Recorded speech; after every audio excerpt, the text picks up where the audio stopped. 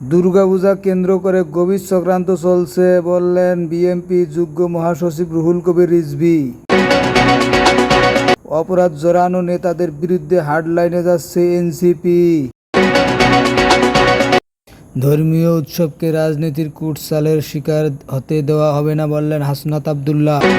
চিকিৎসার খোঁজ নিতে নূরকে তারেক রহমানের ফোন লন্ডন থেকে।